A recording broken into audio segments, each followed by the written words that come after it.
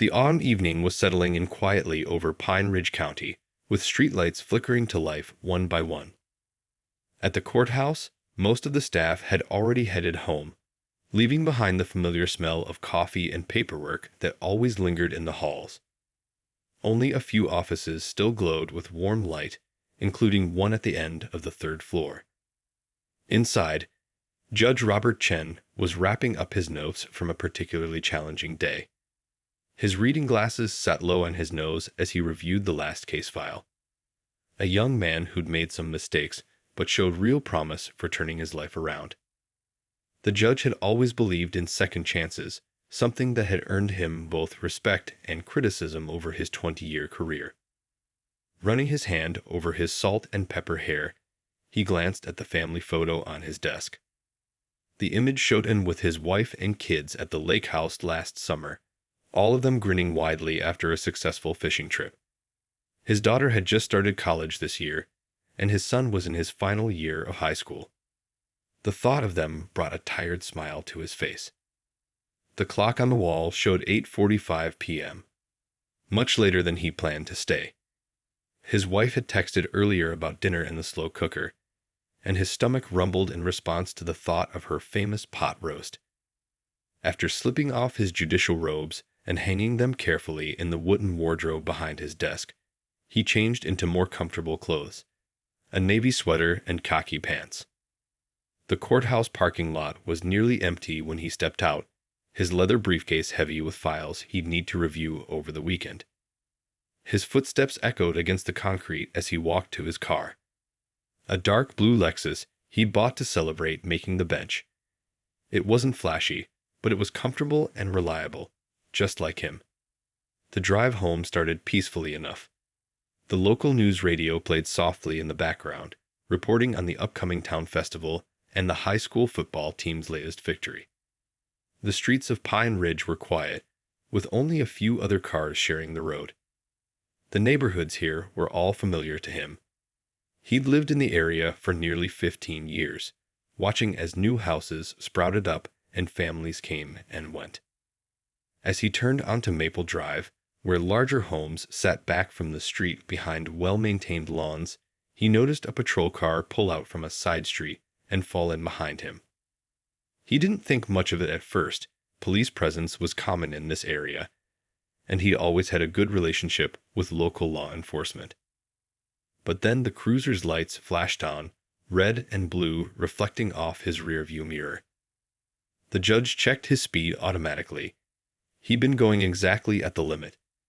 His registration and insurance were up to date, and his taillights had just been checked during last month's service. There was no obvious reason for being pulled over. Following standard procedure, he signaled and pulled over smoothly, positioning his car well off the road near a streetlight. His hands moved to the textbook position on the steering wheel, 10 and 2, as he watched the officer approach in his side mirror. Years of experience, both on and off the bench, had taught him to stay calm in tense situations. But something felt different about this stop. The way the officer was approaching, hand resting near his weapon, stance aggressive rather than cautious, sent a familiar chill down his spine. One he'd hoped he wouldn't have to feel again at his age and position. The judge took a deep breath and rolled down his window, keeping his movements slow and deliberate. The cool evening air carried the scent of someone's fireplace burning nearby, and somewhere in the distance, a dog barked. What happened next would turn a routine traffic stop into something that would change not just his life, but the entire community's perspective on law enforcement and justice. The beam from the officer's flashlight swept through the car's interior, harsh and searching. Officer Wilson, as his nameplate read, was a younger man, probably in his early 30s, with a rigid posture that spoke of recent academy training rather than seasoned experience. License and registration, he barked, not bothering with the usual courteous greeting. His tone was sharp, confrontational, as if he already decided something was wrong. The judge kept his voice steady and polite. "Good evening, officer. May I ask why I'm being stopped?" His hand remained visible on the steering wheel, not moving toward his documents yet. Years of experience had taught him the importance of these small details.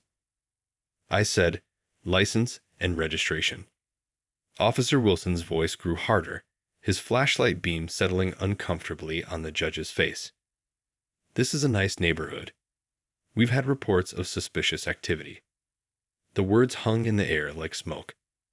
The judge had heard this exact phrase before, too many times to count. Through his window, he could see lights coming on in nearby houses, curious faces appearing in windows. The whole scene was being illuminated by the patrol cars' flashing lights, creating an unnecessary spectacle. "Officer, I live just 3 houses down from here," the judge explained calmly, gesturing toward his home where porch lights glowed welcomingly. "I've been a resident of this neighborhood for 15 years. "Sure you have," Wilson scoffed, his disbelief evident. "And I'm the mayor. Step out of the vehicle." The judge's heart rate picked up, but his external demeanor remained composed. He presided over enough cases to know how quickly situations like this could spiral out of control. "Officer, I'm going to reach for my wallet now. It's in my back pocket." He narrated his movements clearly, keeping his actions slow and predictable. But before he could retrieve his ID, Wilson's hand moved to his holster. I said, "Step out of the vehicle. Now." A couple walking their dog on the other side of the street had stopped to watch. The woman had her phone out, recording. The judge noticed all of this in his peripheral vision as he carefully opened his car door, movements still measured and deliberate. The evening air felt colder now as he stepped onto the street. His expensive leather shoes made a soft clicking sound against the pavement. He stood straight, dignified, despite the humiliation of the situation. "Turn around, hands on the car," Wilson commanded, his voice carrying an edge of nervous energy that made the situation even more dangerous. "Officer," the judge tried one more time, his voice carrying the same steady authority he used in his courtroom. "I'm reaching for my identification. I'm an officer of the court, and—" "Stop talking and put your hands on the car." Wilson's voice cracked slightly, betraying his growing agitation. More neighbors had gathered now. Someone was calling out, "Hey, that's Judge Chen." Another voice joined in, "What are you doing? He lives here." The judge complied with the officer's demands, placing his hands on his car's roof. The metal felt cool under his palms. His dinner would be cold by now, he thought absurdly. His wife would be wondering where he was. That's when a second patrol car pulled up, its lights also flashing. The new arrival was Officer Taylor, a veteran cop the judge recognized from numerous court appearances. As Taylor stepped out of his vehicle, his face shifted from routine interest to shock as he recognized the man being detained. "Wilson, stand down." Taylor's voice cut through the tension like a knife. "That's Judge Chen." The flashlight in Wilson's hand wavered, then dropped. The judge could practically feel the officer's shock as realization dawned. But it wasn't over, not by a long shot. This moment, this intersection of power and prejudice, was about to become something much bigger than a simple traffic stop. The next few moments unfolded like a scene from a movie, but this was painfully real. Officer Wilson's face had turned a shade paler under the streetlights, but his body language remained defensive.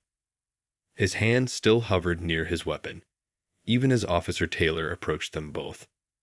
"Sir, I didn't realize," Wilson stammered, his earlier confidence evaporating like morning dew.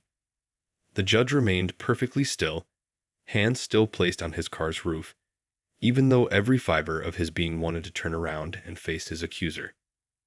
"May I lower my hands now, Officer Wilson?" the judge asked, his voice carrying the same measured tone he used in his courtroom. The growing crowd of neighbors had pulled out their phones, recording everything. Someone had even started a live stream. Yes, sir," Wilson managed, taking a step back. Officer Taylor had reached them by now, his experienced eyes taking in the scene with a mix of concern and embarrassment. The judge slowly turned around, straightening his sweater with dignity. The same sweater his children had given him last Father's Day. Officer Taylor, he acknowledged with a slight nod. Good evening. Judge Chen, I sincerely apologize for this situation, Taylor said, shooting a sharp look at his younger colleague. This is completely unacceptable. But the judge wasn't finished. He turned his attention back to Wilson, who looked like he wanted the ground to swallow him whole. Officer Wilson, I'd like you to explain something to me and to all these witnesses. He gestured to the gathered crowd. What was the probable cause for pulling me over? Wilson's mouth opened and closed like a fish out of water. We had reports of suspicious activity in the area, sir. What kind of suspicious activity? The judge pressed, his voice remaining calm but firm. Well, Wilson struggled to find words. And what made my vehicle suspicious? Was it the make, the model, or perhaps? The judge let the question hang in the air, heavy with unspoken implications. By now, more patrol cars had arrived, drawn by the commotion.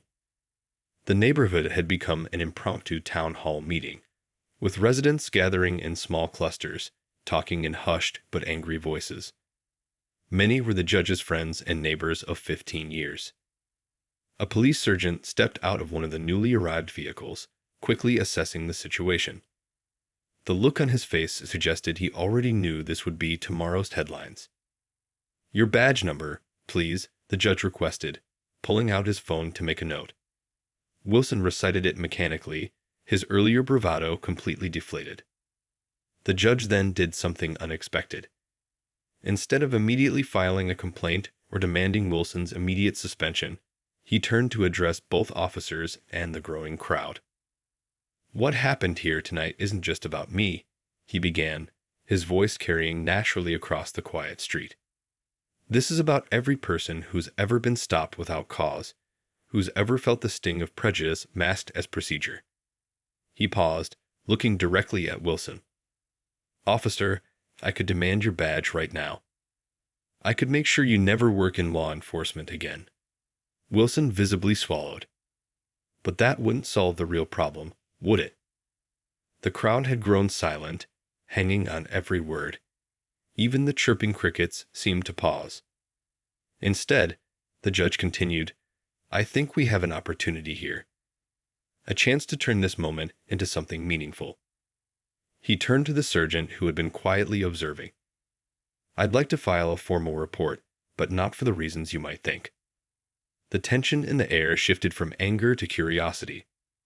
The judge's next words would set in motion a chain of events that would reshape not just one officer's career, but an entire department's approach to community policing. Sometimes, the most powerful lessons come from our most uncomfortable moments. The following morning, the police station buzzed with nervous energy. The incident had spread like wildfire across social media, with video clips showing up on every local newsfeed. Officer Wilson sat in the chief's office, his uniform crisp, but his shoulders slumped. The weight of his actions from the previous night seemed to press down on him like a heavy blanket. Do you understand the gravity of what happened?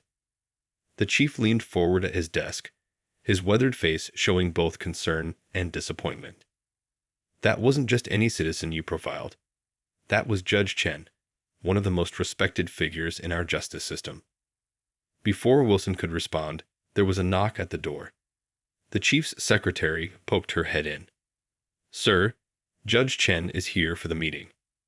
The room seemed to hold its breath as the judge walked in, carrying himself with the same quiet dignity he'd shown the night before. He was dressed in a simple gray suit today, looking every bit the distinguished judicial figure he was. Thank you for coming, Your Honor, the chief stood, gesturing to a chair. We're prepared to take whatever disciplinary action you feel is appropriate in this situation. The judge settled into the offered chair, placing his briefcase beside him. He looked at Wilson, who could barely meet his eyes. Officer Wilson, he began, his voice surprisingly gentle. How long have you been on the force? 14 months, sir, Wilson replied, his voice barely above a whisper. And in those 14 months, how many similar stops have you made? Be honest. This isn't a trick question. Wilson shifted uncomfortably. The chief watched intently as his young officer struggled with the truth. I don't know exactly. Maybe 30 or 40. And how many of those resulted in actual arrests for criminal activity? Wilson's face reddened. 3, sir. The judge nodded thoughtfully. That's quite a gap between suspicion and reality, isn't it? He reached into his briefcase and pulled out a folder.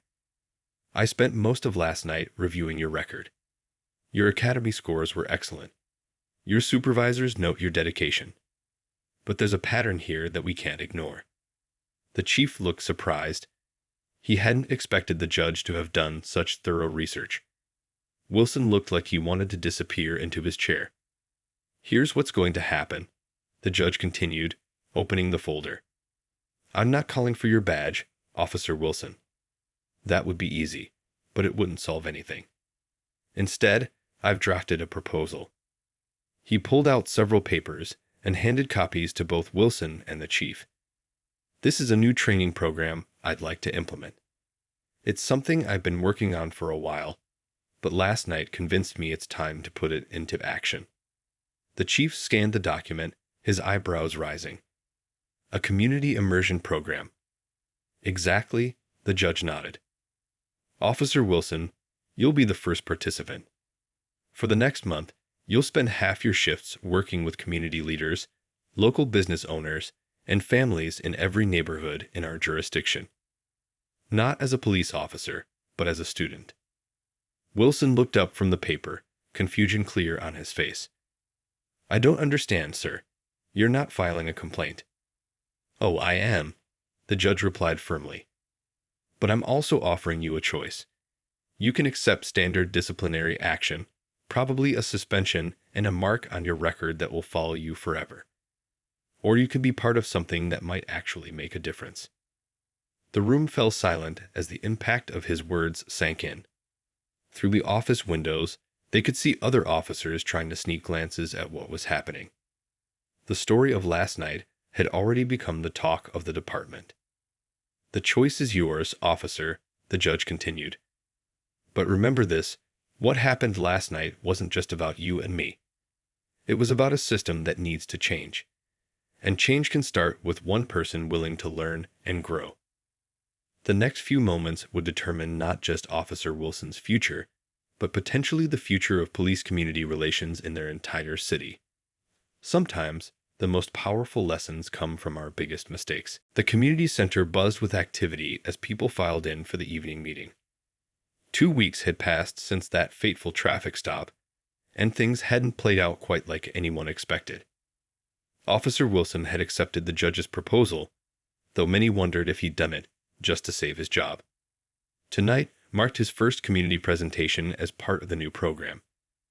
The usually confident officer stood nervously at the podium, facing rows of faces, some friendly, others skeptical, and a few openly hostile. Judge Chen sat in the back row, observing quietly.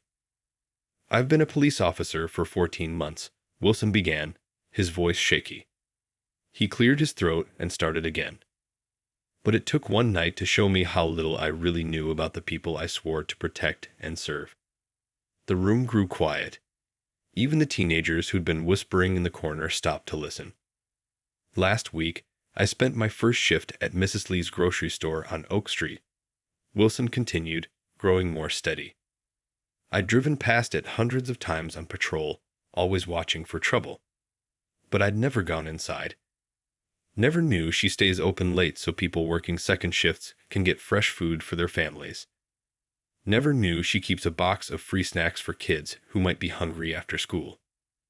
Several heads nodded in recognition. Mrs. Lee, sitting in the front row, wiped a tear from her eye. Yesterday, I helped Mr. Rodriguez at the youth center coach basketball. Some of those kids, they used to run when they saw my patrol car. Now they're teaching me their secret handshakes. A few chuckles rippled through the crowd.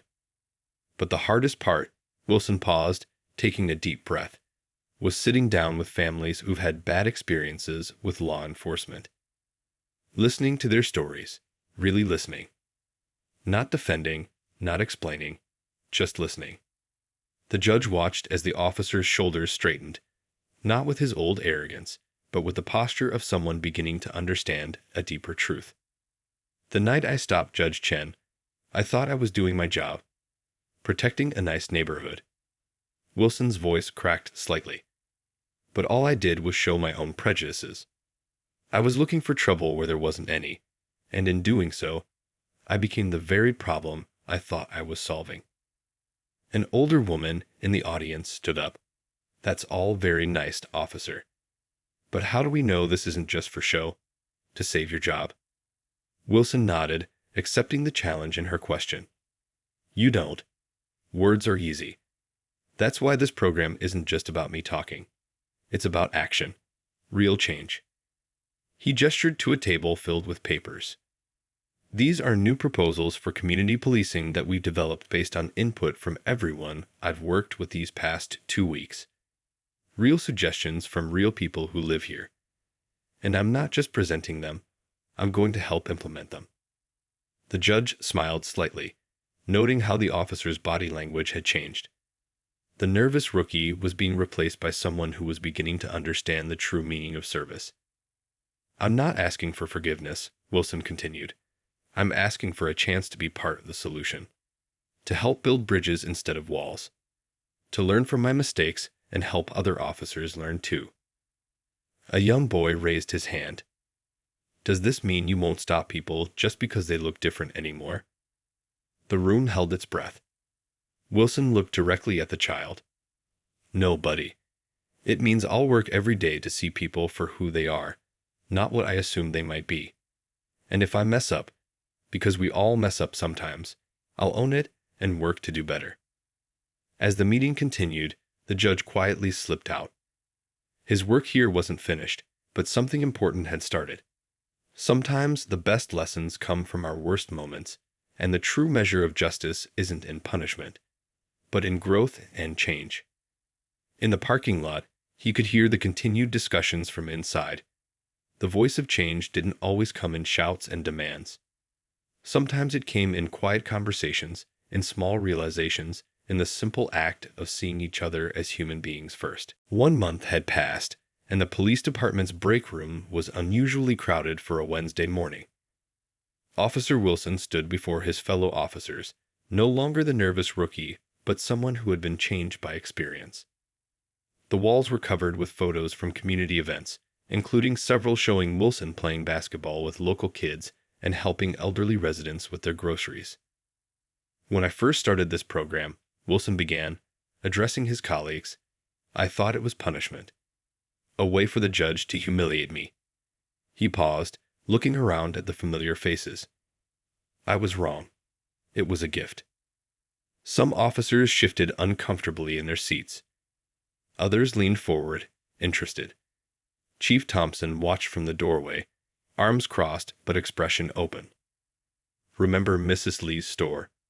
Wilson continued. Last week, she called about a shoplifter. But instead of just arresting the kid, I remembered what I learned. Talk to him. Turns out he was stealing food because his little sister was hungry. Their mom lost her job. He pulled out his phone, showing a photo. Now he works at the store after school. Mrs. Lee pays him fare, feeds him lunch, and makes sure he does his homework. That's what real community policing looks like. A veteran officer raised his hand. That's touching and all. But our job is to enforce the law, not run a charity. Wilson nodded, expecting this response. True, but let me show you something. He clicked through some statistics on the projector. Since we started implementing some of these community programs, complaints are down 40%. Voluntary community tips are up 60%. We're solving more cases because people trust us enough to talk to us. The room grew quiet as the numbers sank in. These weren't just feel-good stories. This was real data. Remember the basketball court where we used to get called 3 times a week for disturbances? Wilson clicked to another slide. 0 calls this month. Why? Because we're playing with them instead of just patrolling them. We know their names. They know ours. Judge Chen had quietly entered the room, standing at the back. Wilson acknowledged him with a respectful nod before continuing. But here's the most important thing I learned. He put down his notes, speaking from the heart now. Every person we stop, every house we approach, every call we respond to, that's not just a situation to handle. Those are people. People with stories, families, dreams, and yeah, sometimes problems. But when we forget they're people first, that's when we stop being good police officers. An older detective spoke up. You can't always take time to learn everyone's life story. Sometimes you have to act fast. Absolutely right, Wilson agreed. But that's exactly why building these relationships matters. When people know you, trust you, see you as part of their community, they work with you, not against you. That split-second decision becomes easier because you have context understanding. He walked over to a new bulletin board on the wall. Starting next week, we're expanding the community immersion program. It's voluntary, but the chief has approved extra training credits for participants. I'll be helping coordinate, sharing what I've learned. The room buzzed with quiet conversation. Some officers were already writing their names down, while others looked skeptical but thoughtful. One more thing, Wilson added, his voice softer now. That night, when I stopped Judge Chen, I was ready to draw my weapon on an unarmed man who had done nothing wrong. All because of assumptions I made. Think about how differently that could have ended. The room fell silent again. Everyone knew he was right. We have a choice, he concluded. We can keep doing things the old way and hope for different results. Or we can try something new. Something that actually works. Something that makes us better officers and better people. As the meeting broke up, officers gathered in small groups, discussing what they'd heard. The judge approached Wilson with an extended hand. Well done, officer, he said simply. Sometimes the best lessons don't just change one person. They create a ripple effect that transforms an entire community. The local news station's lights felt hot as they focused on Judge Chen and Officer Wilson, sitting side by side for their first joint television interview. 3 months had passed since that fateful traffic stop, and the changes in their community had caught national attention. So, let me get this straight. The interviewer leaned forward, genuinely intrigued. What started as a potential disaster has turned into a model program for police departments across the country. The judge smiled warmly. Sometimes the best growth comes from our most difficult moments. He glanced at Wilson, who nodded in agreement. What matters isn't the mistake, but how we choose to learn from it. Officer Wilson, the interviewer turned to him. How has this experience changed your approach to policing? Wilson straightened in his chair, no longer the defensive young officer from that night. You know, last week I was patrolling the same street where I stopped the judge. But this time, instead of looking for trouble, I was waving to Mr. Park as he closed his shop, helping Mrs. Chen with her heavy groceries. The same Mrs. Chen from the grocery store you mentioned in your training program. Yes, and now she makes sure every officer on patrol gets a hot cup of coffee on cold nights. Wilson smiled. These aren't just people in my patrol area anymore. They're my neighbors, my community. The interview cut to footage of recent community events. Officers playing chess in the park with elderly residents, helping kids with homework at the youth center, attending neighborhood cookouts. The images painted a picture of true community policing in action. Judge Chen, the interviewer continued, you could have pushed for punishment, even termination. Why choose this path instead? The judge leaned back thoughtfully. You know, I've seen too many cases where punishment alone doesn't solve the underlying problem. It's like putting a bandage on a wound without cleaning it first. It might look better on the surface, but the infection remains. And the infection in this case was disconnect, the judge replied simply. Between those who serve and those they serve. Between different parts of our community. Between what we say we believe and how we actually behave. The camera panned to show recent statistics. Crime rates down, community engagement up, police complaint rates at a historic low. But more telling were the small changes. Kids waving at patrol cars instead of running away. Elderly residents feeling safe enough to sit on their porches at dusk. Community meetings filled with both officers and residents working together. Officer Wilson, what would you say to other departments considering this program? Wilson sat forward, passionate about the topic. Yesterday, I responded to a call that could have gone badly. A teenager upset, causing a disturbance at a store. The old me would have gone in tough, assuming the worst. Instead, I recognized him from our youth basketball program. Turned out he'd just gotten some bad news about his grades affecting his college chances. And the outcome. Instead of an arrest, we sat down with his teachers the next day.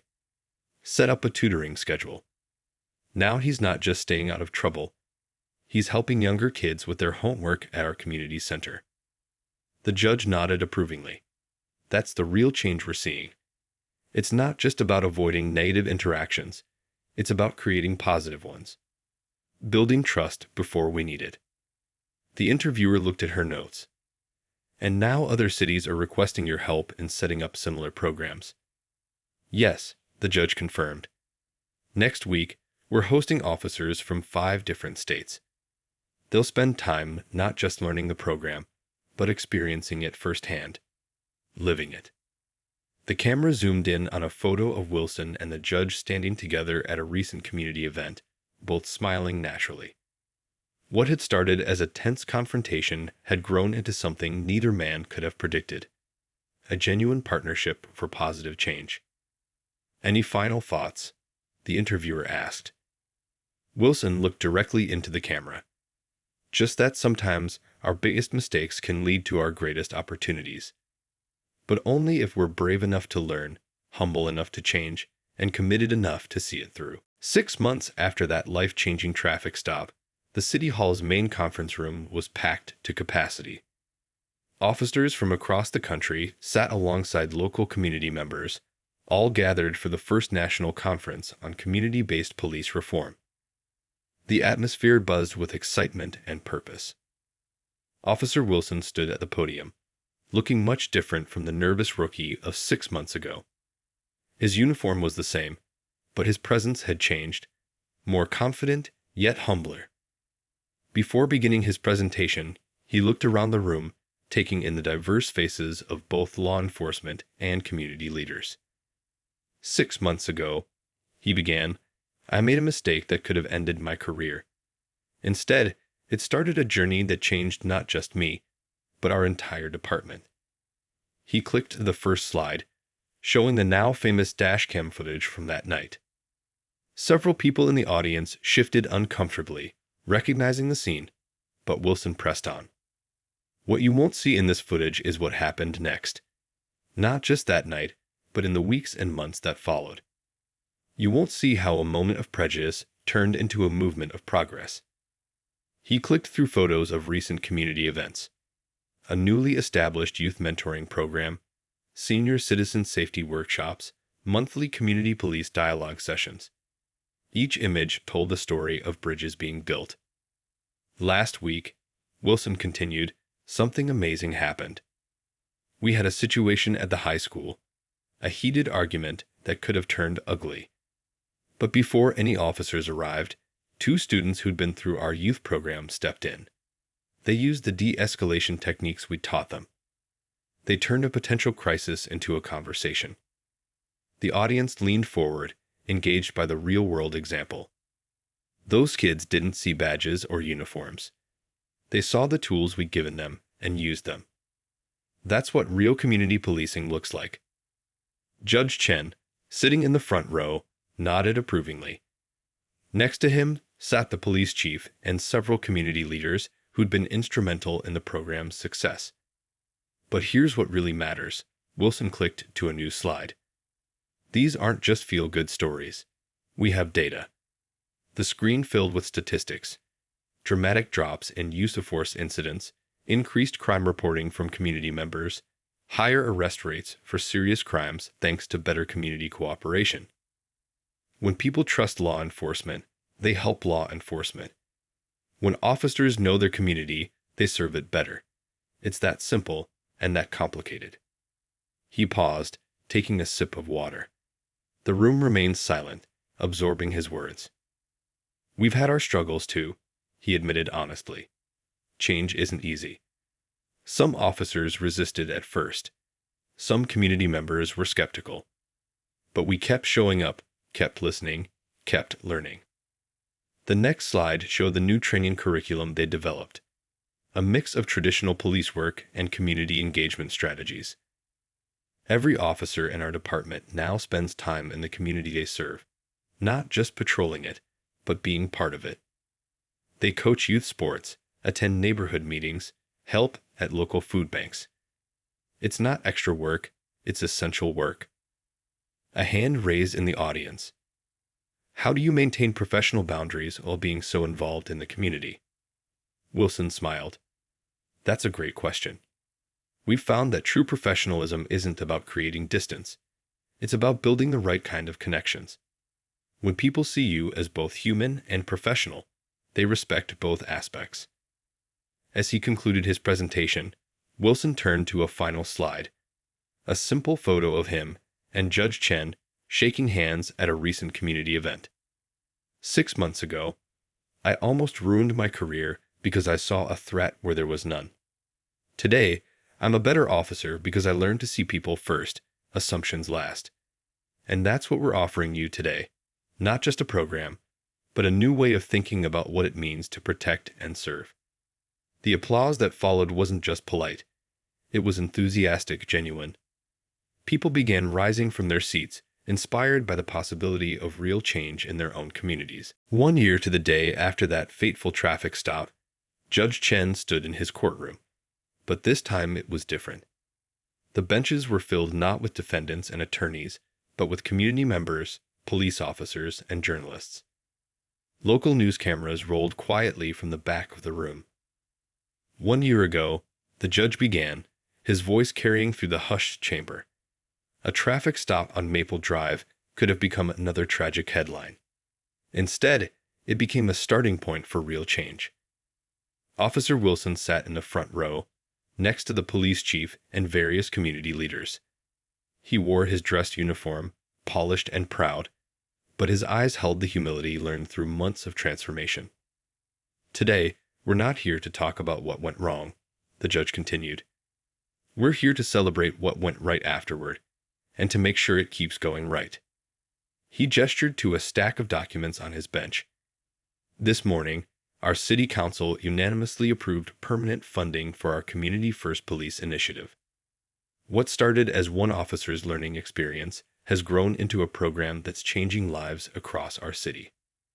The room broke into applause. Mrs. Lee, the grocery store owner, wiped happy tears from her eyes.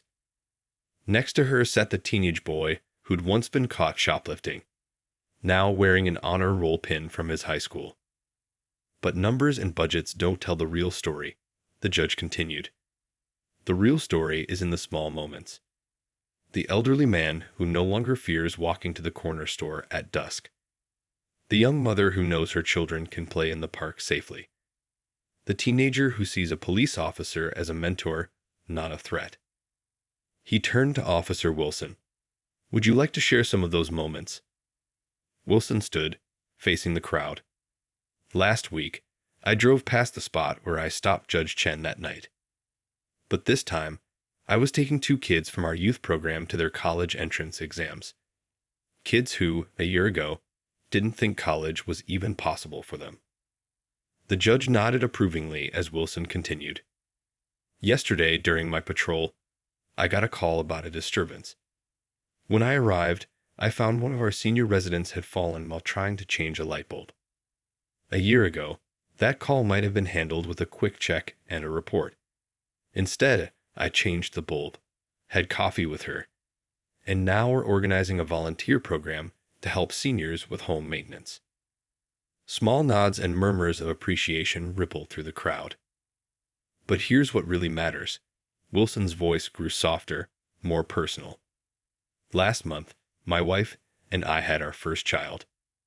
When I look at my baby daughter, I think about the world I want her to grow up in. And thanks to what I learned from my mistake, from Judge Chen, from this community, I'm helping build that world every day. The judge stood again, picking up his gavel. Today, we're not just celebrating a program's success. We're celebrating what happens when people choose to learn instead of blame, to grow instead of punish, to come together instead of pull apart. He looked around the courtroom, making eye contact with various faces, officers, community members, young and old, from all walks of life. This courtroom usually sees the worst moments in people's lives. Today, it's witnessing one of the best. A community that turned a potential tragedy into triumph. A reminder that justice isn't just about enforcing laws. It's about building bridges, fostering understanding, and creating change that lasts. The judge raised his gavel. And so it gives me great pleasure to officially inaugurate the permanent Community First Police Initiative. May it continue to grow, to teach, and to heal. As the gavel struck, the room erupted in applause. Officer Wilson stood straight and proud, but his eyes were humble. The teenage honor student hugged Mrs. Lee. Veteran officers shook hands with community leaders. And in that moment, in that courtroom, everyone could see what real change looked like.